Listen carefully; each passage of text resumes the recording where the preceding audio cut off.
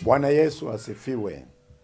Mimi ni Reverend Dr. Magnus Muhiche, makamu askofu mkuu wa kanisa la Tanzania Assemblies of God. Ndugu maaskofu wa majimbo na kamati zenu, wakurugenzi wa idara na kamati zenu, waangalizi wa sehemu na kamati zenu, washirika wote wa Tanzania Assemblies of God, maaskofu wote na washirika wa CPCT, viongozi wa dini zote na Wakristo wote wa ndani na nje ya nchi, wananchi wote kwa ujumla wenu. Nachukua nafasi hii kutangaza msiba wa aliyekuwa askofu mkuu wa awamu ya kwanza wa Tanzania Assemblies of God na muasisi wa Upentekoste Tanzania, Reverend Dr. Emmanuel Lazaro, aliyefariki tarehe 17 katika hospitali ya KCMC Kilimanjaro. Ametumika nafasi ya uaskofu kwa miaka 24, nafasi ya uinjilisti kwa miaka 40. Mabadiliko ya tarehe ya mazishi ilikusudiwa kumzika shujaa huyu tarehe 22 mwezi wa 5 mwaka 2025.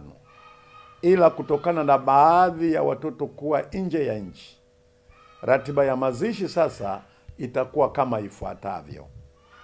Tarehe 26 mwezi wa 5 mwaka 2025, mwili wa shujaa huyu utaagwa mjini Moshi na utalala katika kanisa la Kilimanjaro Revival Temple KRT Tanzania Assemblies of God, kanisa ambalo alikuwa analichunga hadi anastaafu utumishi wake.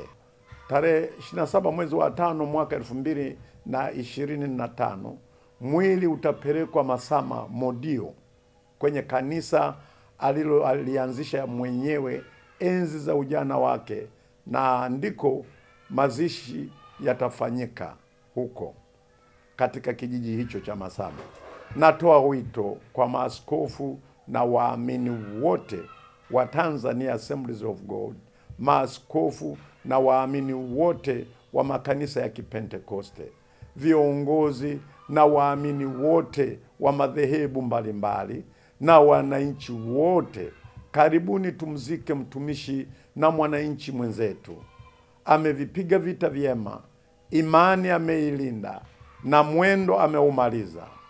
Namalizia kunukuu andiko katika kitabu cha Ufunuo 14, sura ya 14 mstari wa 13b. Biblia inatuambia, heri wafu wafao katika Bwana tangu sasa, naam, asema Roho, wapate kupumzika baada ya taabu zao, kwa kuwa matendo yao yafuatana nao. Bwana ametoa na Bwana ametwaa, jina la Bwana na libarikiwe. Amen. CS Online TV, we share the good news. Uamsho, agenda yetu.